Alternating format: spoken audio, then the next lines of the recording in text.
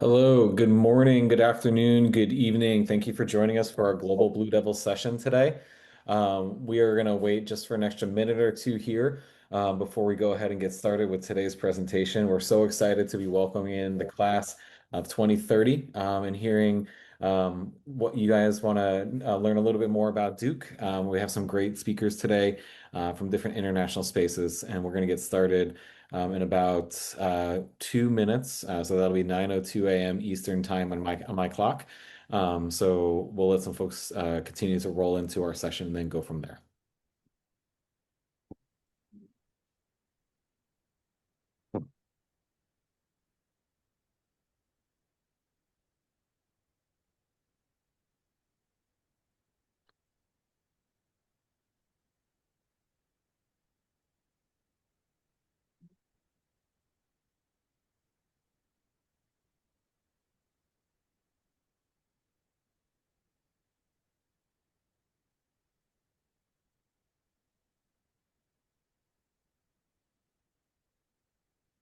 For folks that are continuing to join in, we're going to start at 9:02 a.m. Eastern time. Just letting some folks continue to trickle in. So we'll get started here shortly.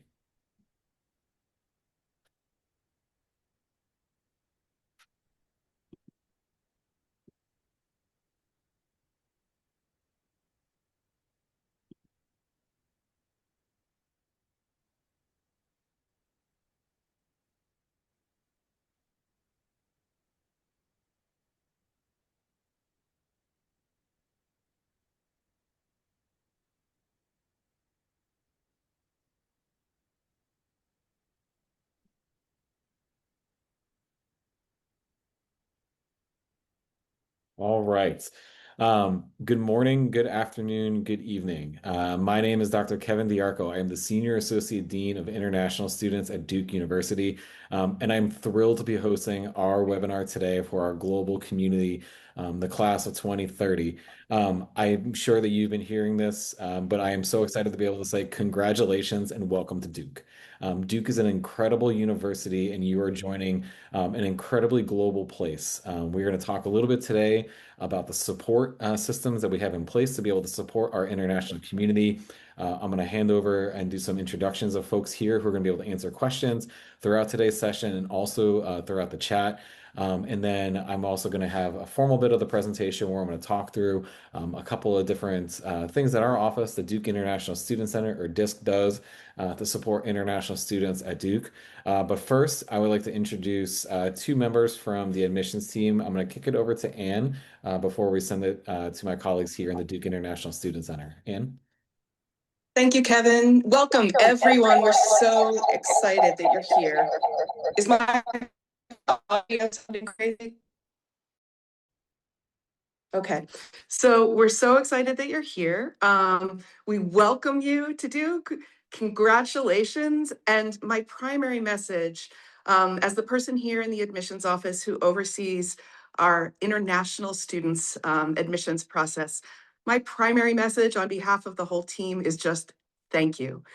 Your applications represented for us some of the brightest spots and the most exciting conversations that we've had over the last 6 months. And so, again, congratulations. Thank you. Welcome. We're joined this morning also by another terrific member of the international admissions team at Duke, and that is my colleague, Jeffrey. Good morning, good afternoon, good evening. It's so great to have you here. We have spent the last several months hearing your stories and getting to know you through your applications. And it is so great to now finally be able to talk about the next steps, which hopefully means joining us here at Duke. We love our international community and do everything that we can to support you. And so I think today is going to be a great kickoff for the information that you're going to need to make that decision. And please reach out to us after today if there's anything else that is left unsaid or any pages unturned that we can help you with. Welcome to Duke. I'm going to go to Karen. Welcome to Duke, and congratulations to all of you. We're so glad you're here, And we look forward to meeting all of you and answering any questions you may have.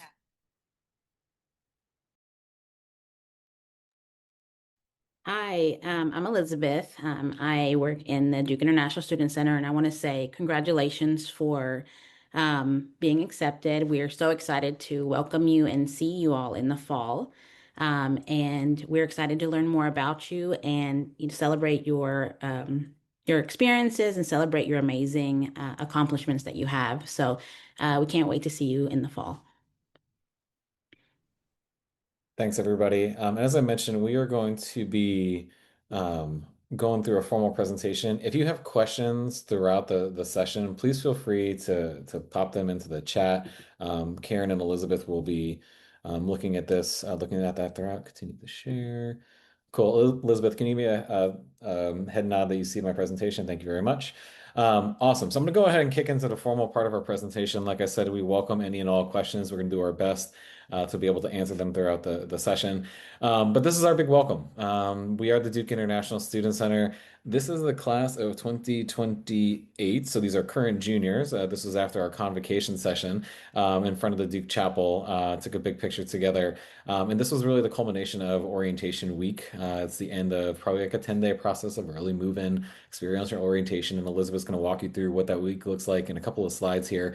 But it's also a representation of one of Duke's landmarks. If you have not had the ability to visit campus, I'm sure when you were looking at materials, the chapel is front and center in most of those admissions materials and our website. And it truly is a landmark in the middle of our beautiful campus. And we're excited for you to welcome you here so that you can go ahead and be part of some of these traditions and taking your photos throughout. So when you think about our office is really responsible for a few things there: advising, advocacy, programming, and community building. We offer one-on-one advising for students. Elizabeth is right now seated in our Disc West office, which is in the Bryan Center, the student center on campus, where we have students popping in and asking just general questions throughout the day or just coming to hang out and meet other international students.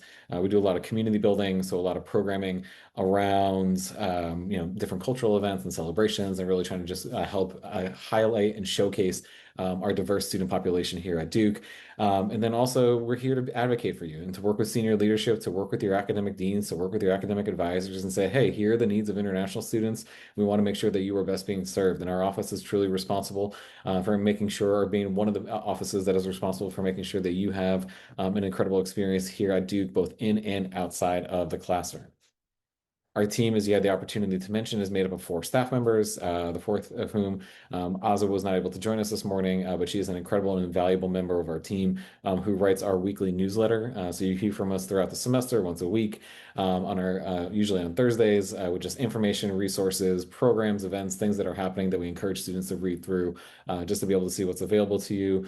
Another great way to follow us and kind of get a sense of what we're up to is our newsletter, which is our social media, which Elizabeth is responsible for, and we have a whole bunch of resources on there for students. And also, right now we're at the end of the academic year, so we are celebrating a lot. We are halfway there for our sophomores and celebrating their achievements of declaring their major. We are today on campus celebrating our students moving from East Campus to West Campus from our first years to our sophomores. We are in the process of celebrating our seniors who are graduating. Like, it is a very celebratory time on campus. It's also a beautiful time on campus where the spring weather is starting to pop through and it's starting to get warm after a couple of chilly months here in the winter. So it is truly one of the best times to be in Durham here in April. Like I mentioned, we have 2 different office locations, and this is really meant to be able to support students wherever you are. So we have offices that are close in the middle of in the heart of campus in the Bryan Center and the Student Center over on West Campus. And then we also have offices in Smith Warehouse, which is where Duke Visa Services and other international facing offices are. So it's a kind of a one-stop shop for folks who are getting some materials taken care of while they are on campus. As I mentioned, we offer general advising. We also offer virtual advising. If you email any of us, if you go on our website, you're going to see a link that says, hey, make a meeting with Kevin, make a meeting with Elizabeth, make a meeting with Karen. So we are readily available for students. There's a picture there of us handing out candy and snacks from around the world. So we're usually tabling at different events on campus, trying to bring different flavors of the world to students to be able to share that with our community. Our office also offers living essentials information. So once you get here, these are things that you'll worry about once you get here. How to get a social security number, how to open up a bank account, how to get a mobile phone, all of those things that you need to do to settle into living in the United States, to living and settling and thriving here in Durham. Our office is going to provide those materials to you and walk you through those steps so that you have all of that taken care of and support available to you. We do a lot of community events, as I mentioned. If you check out our Instagram and you're going to see it linked and QR coded throughout this entire time, feel free to give us a follow to get a sense of what we're up to, and you'll be able to see what we're up to throughout the semester or throughout the summer as you join us, prepare to join us in August. Get a sense of all the different cultural events and highlights that we do throughout the academic year. Um, and as we said here, like how to make the most of DISC. Read the communications, attend the programs, volunteer, be part of this community. There are so many incredible ways for you to make an impact on campus. There's so many incredible ways for you to engage with your peers, not just the other international students, but your American peers and colleagues who are going to be learning and growing with you, alongside you, inside the classroom and outside of the classroom. So we really encourage you to just to engage, to find your passions, to search for those things. Because at Duke, we've got student organizations, we've got research opportunities, we've got academic programs, everything that you could possibly imagine to really make your experience at Duke and at an American institution unlike anything else, really, across this type of institution. Because on top of being an elite institution, we also have incredible athletics. So for folks who want to go and attend sporting events, we've got incredible sports, both basketball, football, American football. Our soccer teams are great. Our softball and baseball teams are excellent. So there's always some sort of athletic event if you want to go cheer on your fellow Blue Devils on the court and on the field. I'm going to pass this over to Elizabeth for this slide. I think she's going to be best suited to talk a little bit about our early move-in process. We get a lot of questions around early move-in, and we finalized our dates. So, Elizabeth, I'm going to invite you to unmute and speak a little bit about what Passport to Duke and Durham is. Talk about early move-in, what students can do, and also notably like when they cannot do in terms of moving in and dates and flights and all that kind of stuff. So I'm going to pass it over to her. Thank you, Kevin. So yes, as Kevin mentioned, we host what we call Passport to Duke and Durham, which is essentially a 4-day early move-in process. Our office partners with various on-campus partners, including housing, to be able to provide an optional move-in for incoming first-year students. So you all, the class of 2030. Those move-in dates are August the 12th and the 13th, which is a Wednesday and a Thursday, prior to the all general student move-in. And that's important to note because everyone will be receiving information from housing regarding the general student move-in, which is on that Saturday, August the 15th.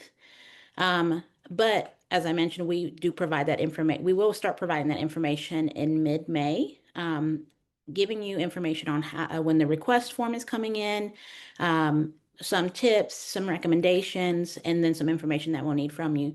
So what is Passport to Duke and Durham?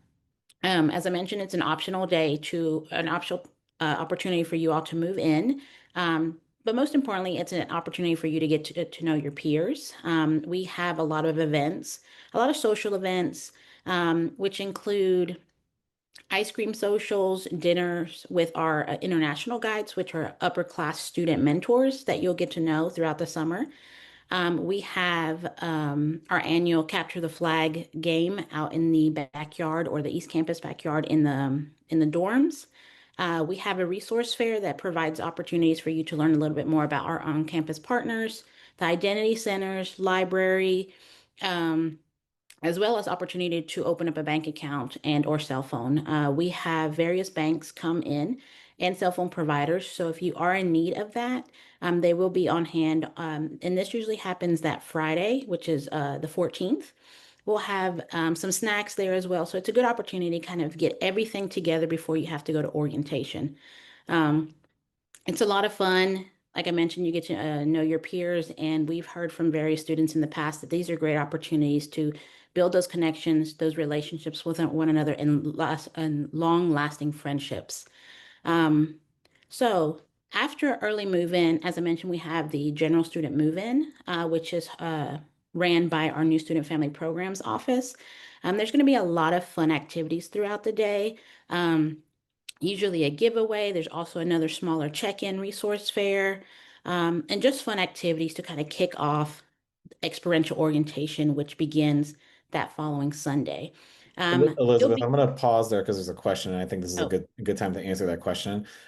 So, can you explain the difference between early move-in and Big Duke move-in? Because I think that's an important clarification. Our international students are all of our students are eligible for both, but just kind of if you can just go kind of again yeah. walk through that. Yeah, that's a great question. So early move-in is um, an optional opportunity for our incoming international students to be able to transition into the United States, to give you some time to adjust to the time difference, to get those like bank accounts, cell phones, anything that you really need prepared before you start in your orientation project.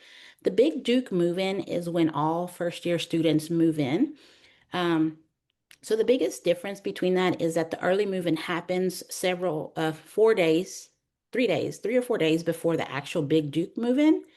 Um, so our office provides that opportunity for the incoming class. You are able to move in either in the early move-in or the Big Duke move-in. So it's really up to you which, suits your needs the most. But we just provide this opportunity so you can, have some extra time to kind of settle in before you have the orientation week the following Sunday. And please let me know if that doesn't make sense in the chat. I can kind of explain that a little bit more, but I hope that clarifies that point a little bit. Um, And I'll note just real quick for anybody who took a picture of the slide before, I realized that typo. That move-in, the Big Duke move-in is on August 15th, which is Saturday. So if you are planning to come in for that, I had it on the wrong date, the 16th. Just want to make sure that folks are getting that correct information. So I apologize for my typo. I caught it here, and I just want to be able to clarify that for folks here. I see some questions in the chat. I'll include that information. So we work with housing to be able to provide the early move-in when there are no additional costs to moving in early. Now that's really up to the housing department. So once I get that information, I will be able to provide that to you with the information on how you can request moving in early. Um, uh, uh, Unfortunately, we don't have any accommodations for parents that on campus when you do drop off your students. You are welcome to attend all the events that we have, and Kevin will be hosting some parent events during that time period as well. But as far as accommodations on campus, there we don't have any, and Duke doesn't have any. But there are various hotels and different kind of rental Airbnb options around campus. So that would be the best option is to kind of look at those options, earlier than not to be able to book those. Um, Elizabeth, do parents typically, when they're doing that, do they rent cars? Like, what do the logistics look like for families when they end up coming for early move?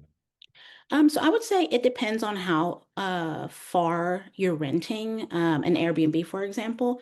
Durham does have public transportation that you can use. It's not as extensive as, like New York City or, Los Angeles, things of that nature. There are buses available. Parents do rent cars. If you're staying at the hotels near campus, campus is very walkable from those hotels. So it just really depends on the situation. But we have had parents that do rent um, and then, go back and forth. Now, one of the biggest questions that we do get also is when you move in, can you stay with your parents? Let's say if they're at a hotel, you can. Once you get your keys, you can come and go as you want. Um, you're not going to be told that you have to stay. You have your keys, you can move in your items, you can go with your parents, things of that nature. Um, so we do this to prepare you for orientation week. Experiential orientation starts on August the 17th, which is that Sunday. You will be receiving more information from our partners, New Student Family Programs, about the week in general, but it's a very fun week. There are about 22 what we call projects that all students are going to be put into, depending on what you answer on a large questionnaire that you'll be receiving throughout the summer. Um, our office runs Project Global, and then there are other various projects like Project Play, Project Seed. They all have a thematic feel to them.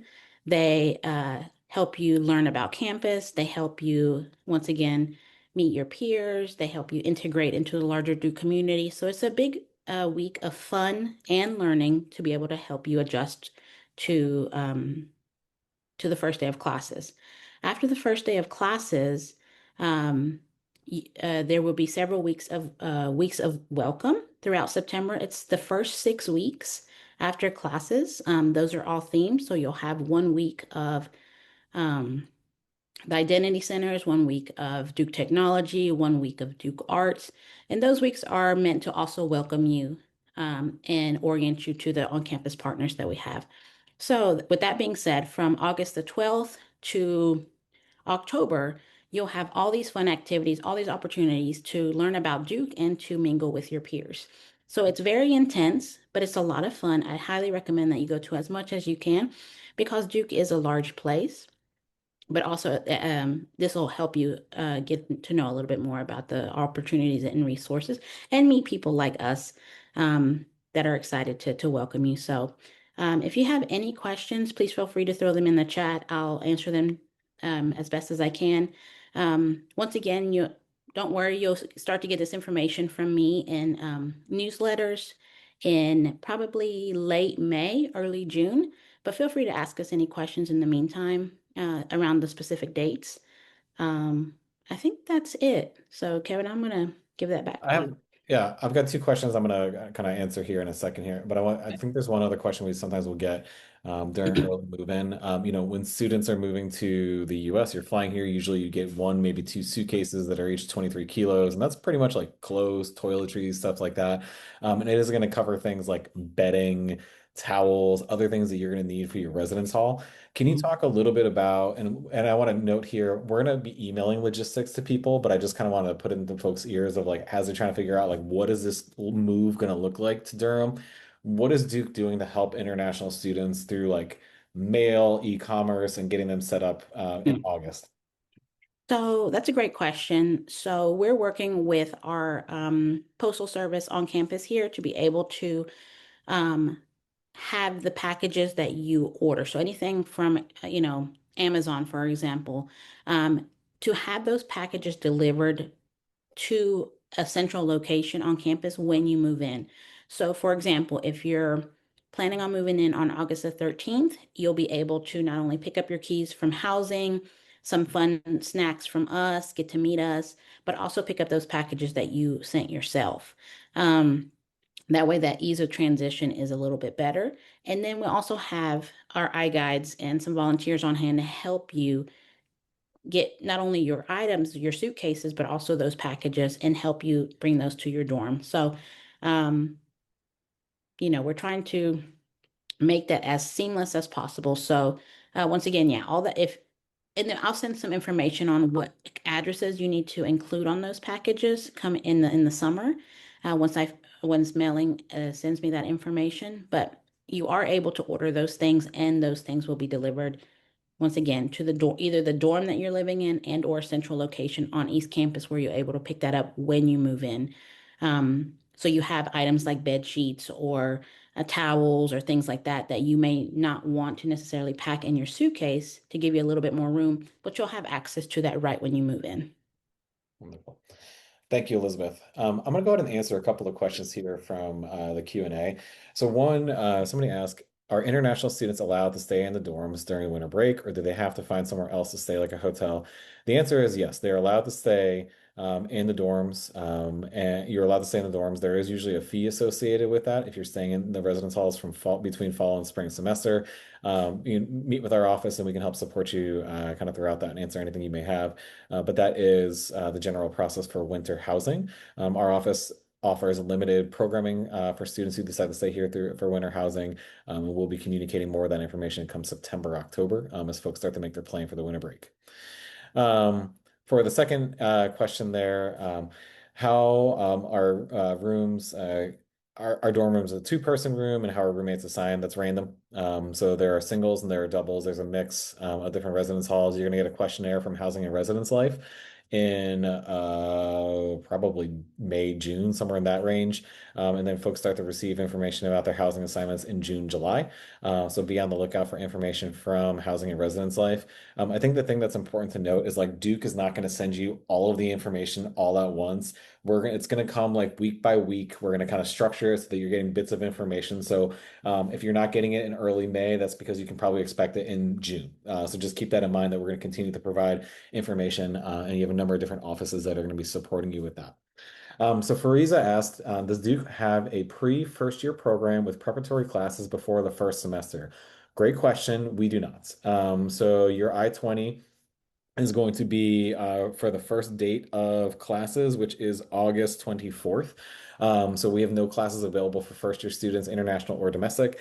So you are going to be starting classes on the first day on August 24th, along with your peers from across the institution.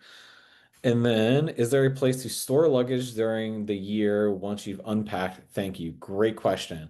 This is a good time to think about what kind of luggage you are going to be having with you. If you have luggage that can fold, that is going to be in your best interest because there's limited space in closets and underneath beds for folks to put their suitcases and luggage throughout the semester. So you want to think strategically about what you're going to be keeping in your residence hall, thinking about duffels, thinking about things that just fold up really nicely. A lot of our students will go and think about that strategically. Our office does not have any kind of storage for student belongings, and there really isn't offices available on campus for that. There are off-campus spaces that are private that if you wanted to pay for storage throughout the year, you're welcome to do that. But we encourage students to think about how are they going to use their residence hall space creatively and not to have and to make sure that it is kind of accommodating having that suitcase in there.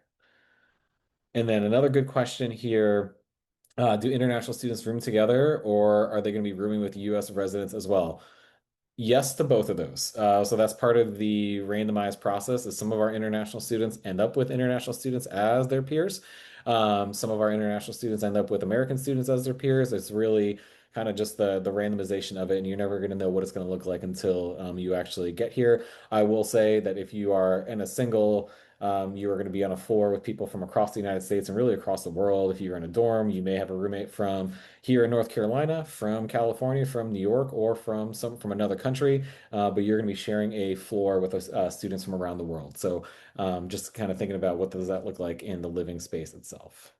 I'm going to go ahead and jump into a few of our other highlights from our office. Please continue. These are great questions. Please continue to submit them. We're going to continue to answer them throughout, and I'll pause as I see more questions come in. I've talked a little bit about some of our programming. This was from our tailgate before the Duke, Virginia football game, American football game this past November. We have a tailgate scheduled for October. We're going to have more information about that, but that is going to be tailgate.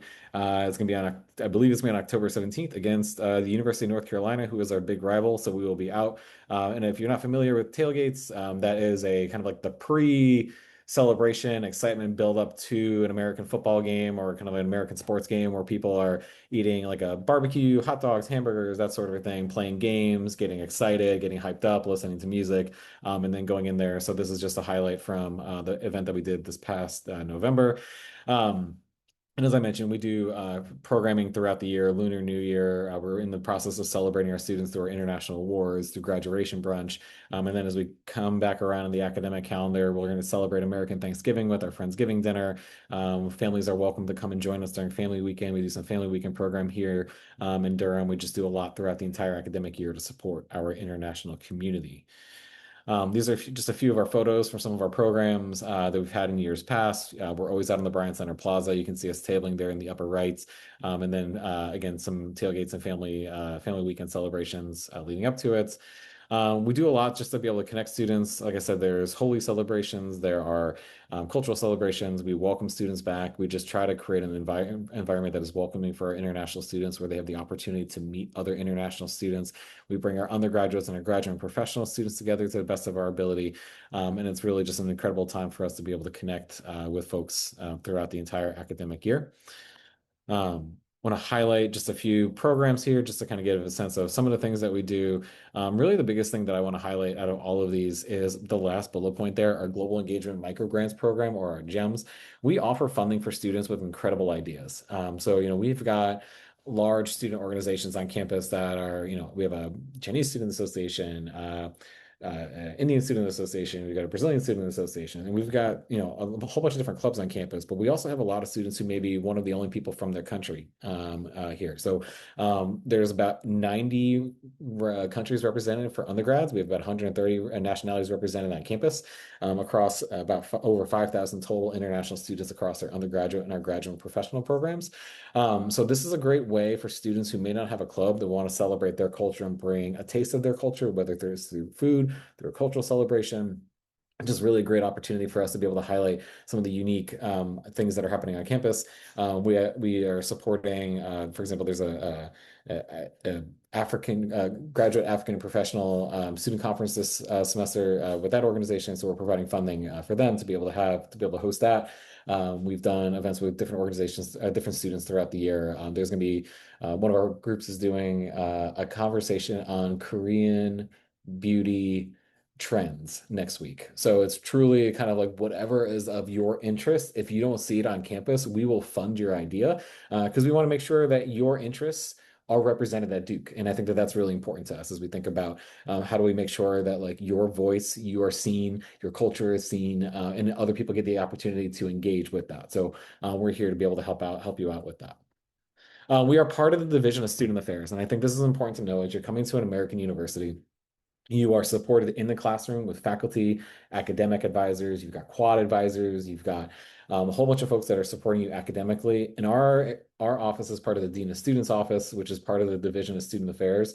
And the Division of Student Affairs, you may see it in like other international universities, like a student services office, but really we are an extension of the education. So through student leadership opportunities, through cultural learning, through different ways that we engage with our students, we are here to support you and really think about how you're growing outside of the classroom and how you're developing interpersonally and how you're developing through and getting ready to prepare for your career. And that is truly like the next step of what we're here to work towards. We work closely with Duke Visa Services. So this is an important point for you guys to know. So we are in this transition where you've been working with incredible folks in admissions like Anne and Jeffrey. We are, as the Duke International Student Center, going to start this handoff process where you are going to be hearing from our colleagues in the Duke Visa Services, where they're going to provide you with the visa materials that you need for your appointments and to get those lined up in your country. And then we are going to be transitioning you into Duke University. So you've got 3 offices that are working with you right now to prepare you to make sure that you're here. So you are getting a ton of support from Duke, first from admissions, from visa services to get you your I-20. And then from there, we're going to be communicating with you all of these resources to help with your transition. I'm going to pause because I know we're probably going to get some visa related questions. The important thing for you to know is that you need to get for your visa appointment, it needs to happen in a country where you're the citizen of or resident of. So be thinking about once you have your I-20, which is an issue that the Duke Visa Services will be issuing starting in May for undergraduate students. As soon as you receive that document, try to find an appointment within your home country or place you're a resident of to make sure that you can get in the timeline to be able to get your visa in time for starting here in mid-August. So that is really the most important piece there. I see Elizabeth is going unmute, so I'm going to kick to her. Yes, thank you. So we have been receiving a couple questions about when they'll be receiving their I-20s. Yeah. I put the Duke Visa Services email address in the chat. Great. So we do recommend that if you have any specific questions about the timeline or the status of your I-20, please email them. They can definitely let you know where your specific I-20 is in process, and then guide you to their software system that I believe is Teradata that they'll use. And they can help guide you through that process. That includes any needed documents that you may have, any missing information that they may need, deadlines, things of that nature. Also, kind of on the same note, there was a question about how international students would access different internships or jobs on campus. So Duke Visa Services and the Career Center are great resources to ask those questions to. As international students, there are some restrictions as far as job, meaning that you would have an on-campus job or what's deemed as approved as an on-campus job. That could be, for example, working in our office as a student worker or being a research assistant, teaching assistant. There are some job opportunities on campus that are not considered on campus per se. We have a lot of dining facilities that are third party. So my recommendation is connecting with Visa Services, connecting with our Career Center. The Associate Director, Hal Matthews, is a great resource. He can help guide you in that with on-campus jobs and internships as well. So if you have any specific questions, just email us or email Duke Visa Services. They can definitely let you know what those opportunities are. Um, and also another great platform to use is JobX. That's Duke's platform to for any student positions.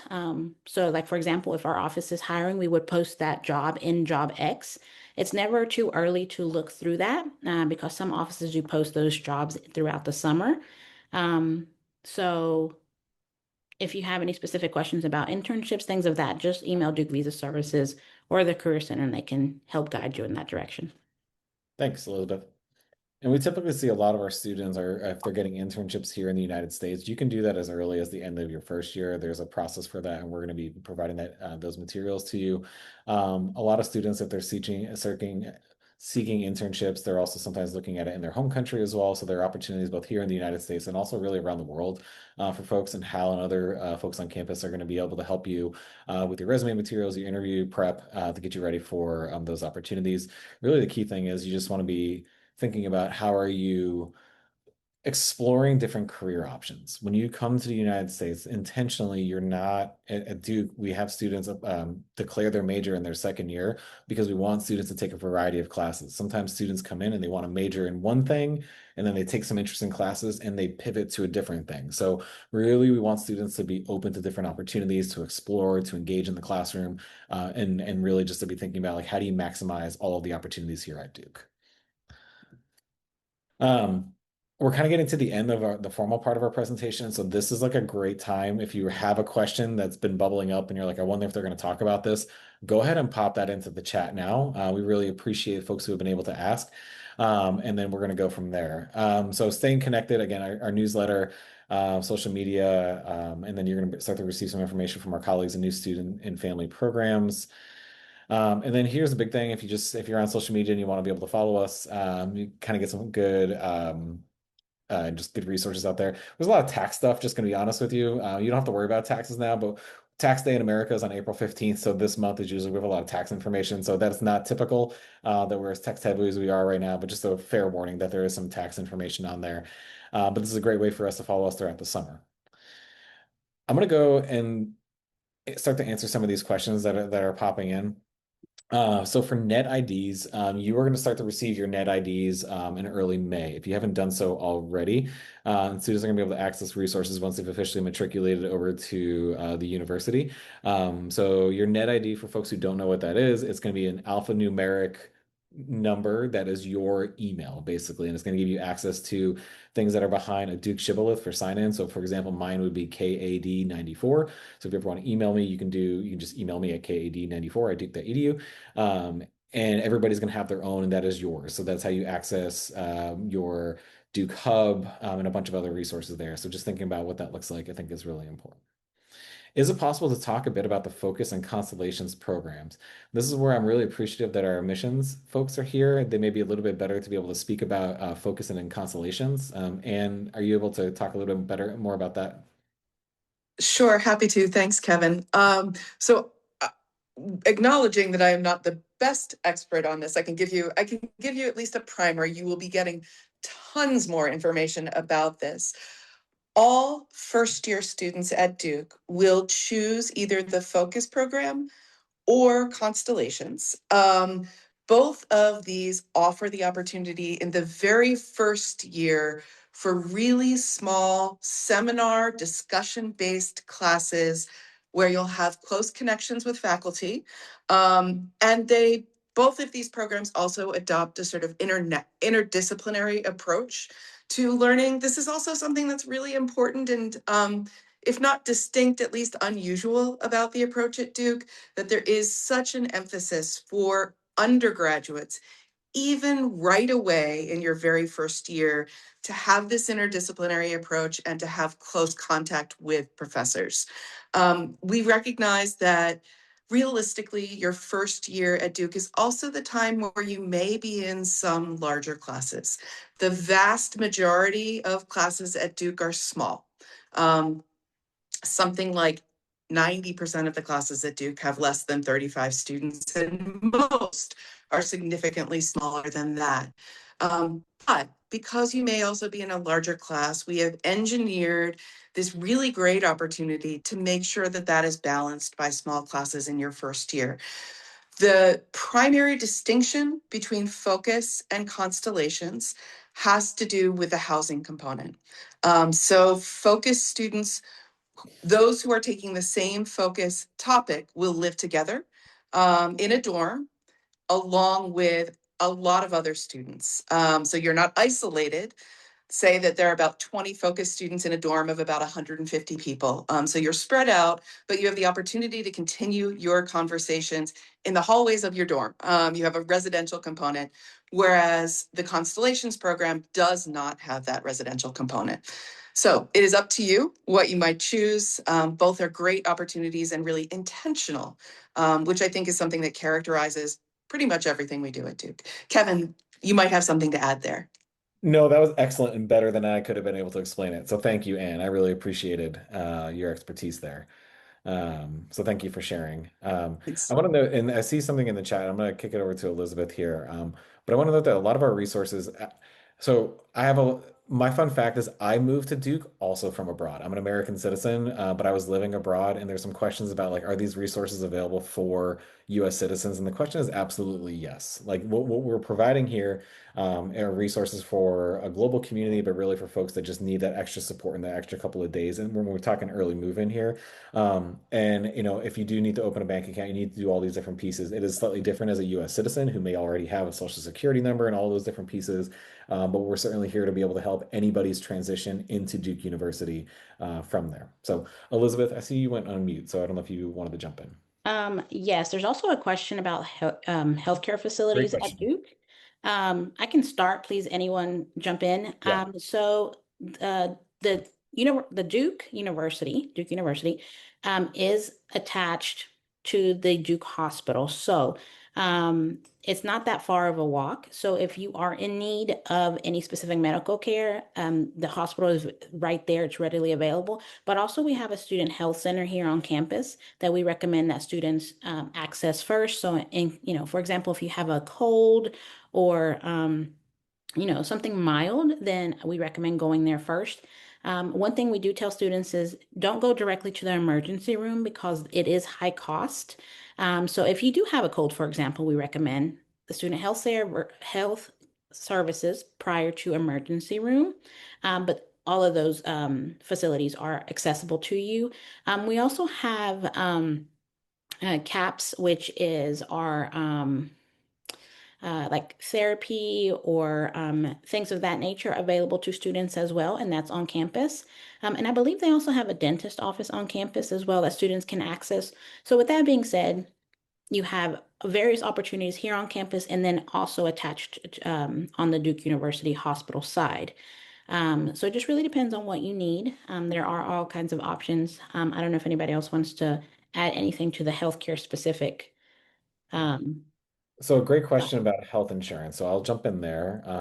All health insurance for international students is required. So, if you are here on an F1 or a J1 visa, you are required to have the university health insurance. So, you are automatically enrolled in that health insurance. If you are here not studying on anything but an F1 or a J1 or an American citizen, there are ways for you to waive that health insurance. You need to have something tantamount to our minimums. And there's a whole process for that that usually starts in July. But all of our international students will be on our student medical insurance plan, which kicks in starting August 1st. And we're going to be providing resources for how to utilize that health insurance and to kind of really, as best as we possibly can, demystify some of the language around American health insurance so that folks feel ready and confident to be able to utilize the resources that are available to them. I want to thank a colleague who sent along a webinar on focus and constellations. So we do have more resources available. So thank you to Peggy for sending that along. Um, or excuse me, thank you to Penny for sending that along. So that link is available for folks. So I encourage you to go in the chat right now and click on that and save that in a separate space, and you're going to be able to follow along and learn a little bit more about our Focus and Constellation program. Um, there are some additional questions here. Will we request early move-in along with other housing and living conditions form? Elizabeth, can you talk a little bit about how folks get into our early move-in process? So, the first thing you want to do is apply for housing in general through Duke, regardless if you are planning on moving in early or in the big Duke move-in. So that's imperative for you to be actually assigned a dorm. So please do that. There are some deadlines on the housing side that you'll have to meet for that. Once you apply for that, and once I get a list of students in May, our office will send you what we call Qualtrics forms, or a survey for you to input your information and just basically say, yes, I, Elizabeth, plan on moving in on August the 13th. And so we'll take that information, we'll communicate it with our housing partners so that when you arrive, your keys to your dorm are accessible.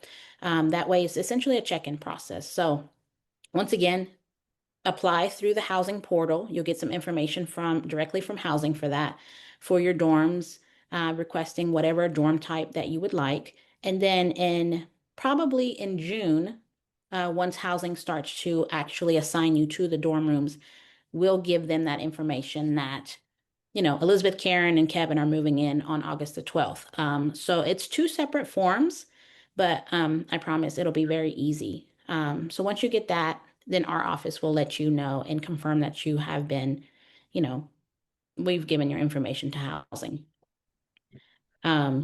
There's a really good question. Thank you, Elizabeth. There's a really good question. I'm going to ask Karen to unmute and speak a little bit before we talk about how folks get research positions and clinical experiences. Karen, can you talk a little bit about the transition to an American academic classroom, really an American college academic classroom, and the relationship with your faculty? What does that look like typically? Sure. Your relationship with your faculty member might be a little bit different than what you're expecting. It takes time to develop. It's a little bit more casual, and less formal. I'm getting an echo. Are you guys getting an echo?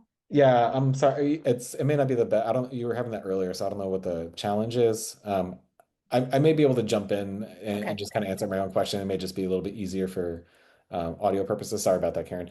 So really, one of the biggest differences, as Karen was saying, there is faculty have these, if you look up your faculty, a lot of them have these incredible backgrounds of research and publications and experience in industry. And I think you're going to find that across every major at Duke.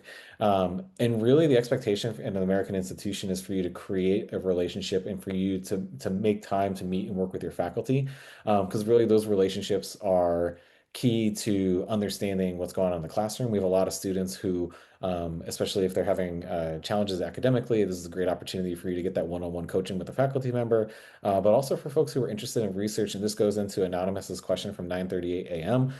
This is a great opportunity for get your foot in the door for research opportunities on campus, and to be thinking about how are we best supporting, or how are you getting yourself access to clinical experiences, research opportunities, letting them know, this is why I'm interested. You develop that personal relationship, and that really helps along the way for folks to be able to get those internships. So, um, and I don't know if you know this question. Are Pratt students eligible for Focus and Constellations? That one I'm not 100% sure of. I said Penny's in here as well. I don't know if Penny would know that either. Penny may have more expertise here, so I invite her to jump in. Pratt students are eligible to choose those, but not required. That's my understanding. Again, stay tuned for more specific information. And I see Penny is great. Yes. And so Penny said, and not everybody can see that because that was just to us. So Penny, who's been an incredible resource, said Focus is available for Pratt students, but Constellations is not available for Pratt students. Thank you, Penny. Thanks, Penny. You're the best. Does East Campus offer separate women's or men's floor housing options? Great question for housing and residence life. Elizabeth, I don't know if you know that one off the top of your head. I don't know if there's anything that's separate floor. I think only the rooms are gender segregated. I don't believe we have any floors that are gender segregated. Yes, I would highly recommend reaching out to housing. I am looking at some of the options. It looks like what they have on their website does mention West Campus, which is housing for upper class. But yes, my recommendation is to reach out to housing. Now, if you're looking for something specific, such as all gendered housing or floor, definitely mention that to them and they will work, to their best ability to be able to provide you those options. Um, and I believe, I don't know what the housing application looks like, or I haven't looked at it in a long time, but there may be some options or some sections of that where you are able to put in any accommodations that you may need. So we got a question about I-20s being sent out. Those are going to be sent out starting in early May. Those are done on a rolling basis from our colleagues in Duke Visa Services. So be on the lookout and be checking your Duke email for that. The second question from anonymous attendee at 948. The answer is us. The question is, can we connect to a current Duke student or advisor to get to know more and to clarify any other specific questions that may come up later? So, Elizabeth, in the chat, can you just put in the international students email and all of our emails just to make sure that folks can access that? Jokes aside, like our office is here for you. And not only are we going to be here to be able to answer your questions, to be able to coach you along the way, to be able to kind of there's no bad questions. Like we've heard it all, and we are here to be able to answer and be a resource for you. So if something is like you just don't even know where to begin, let us help you find that resource. And we're usually get back to folks within 24 to 48 business hours, just being mindful of time zones and weekends and holidays and all that kind of stuff. I think that really the critical thing also is that you're going to be connected with a student leader starting, and I want to say July. Our international guide program is a whole bunch of student leaders who are going to be helping with move in. There are going to be WhatsApp groups created. There's going to be a class of 20, 30 WhatsApp group created that folks can crowdsource from within the chat there. So a lot of different resources for students and a lot of different resources of student leaders. And also, of course, our office will be there coaching you along throughout the summer. Are there any other dorms that have their own bathrooms, not shared ones? Elizabeth, you're nodding yes, so I'm going to let you take that one. Yes, so there are some singles that are available on campus that do have their own bathrooms. Those, as you can imagine, probably go very quickly. So once again, when you apply for housing in your housing portal, make sure to list any accommodations that you need or any, requests, and then housing will try to, you know, give those out as on a case by case basis or a rolling basis. Also, I will put in this chat the email for housing. Please feel free to email them. Um, they get questions like this all the time, Mhm. so they can definitely give you a little bit more information on the availability of those. Um, there may be an extra cost associated to having a single, so Mhm. just be aware of that. But there are, yes, the long answer to that question is yes, there are some spaces on campus, both on East and West Campus, that have single bathrooms. There's a question from Fariza at 939, and what I'm interpreting this is like transferring from another undergrad school. I'm assuming that's going from Trinity to Pratt or Pratt to Trinity, and that would be going from our engineering to our arts and sciences or arts and sciences to our engineering. And what I would just share there is like being a Pratt student doesn't mean that you can't take Trinity courses and vice versa. There is a process for major declaration and moving from one school to another, and that's something that you can that it's really something to figure out once you're here. What I'd be focusing on as a student is just like getting situated, getting kind of your bearings academically, especially in that first semester, realizing all of the incredible resources that are available to you: academic advising, quad advising, your residence hall counselors, your resident advisors, our office. There's a whole bunch of people who are here to support you academically, and really just to focus on that. And then the longer you're here and you start to clarify what your major interests are, that's when you can start to have the conversation with that advising team to figure out where you're best suited. If you were talking about another transfer of an undergraduate institution, I'm going to hope that it was a transfer into Duke, and bringing hopefully a friend into Duke. And I don't know if Anne knows any information about like transferring into Duke and what that process looks like in terms of that. You're muted, Ann. Yep. Thank you, Kevin. Um, Yes, so we are right now in the midst of considering the transfer applications from students who have applied to enter in August. Usually in the second or the third year, that transfer application deadline was March 15th. So that has closed for this year, but we encourage you to encourage your friends to submit applications in future years. If they'd like to join you at Duke, that's great, but that's in process right now. I love this a question from Anonymous, and this may be a great way for us to be able to end our hour together here. So I'm going to seek out some advice for folks who are on this panel here. So what are some things that we should be doing right now, both academically and logistically, such as housing, food, etc.? First, I want to say this. We're talking Duke, we're talking fall.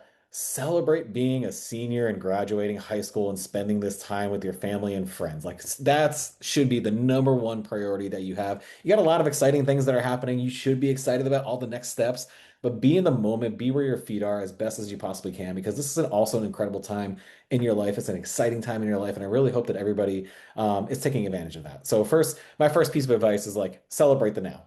There's a lot of logistics, there's a lot of things that we need to be working on, but that's me. My bit of advice is to be thinking about like how are you making the most of this time, hanging out with your friends, all of that kind of stuff. I'm sure they're also going to cool universities, so just be thinking about like all your fun fall travel plans to go see your friends at other universities. Hopefully they'll come here to Durham, but that's going to be my bit of advice that I want to end on.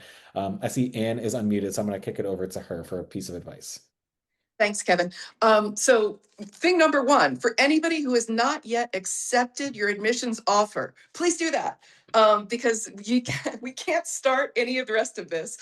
We can't begin to work on the visas for you until we know that you're actually enrolling. So please, take the time that you need to make that decision. But as soon as you are sure, go on your admissions portal, accept your place at Duke.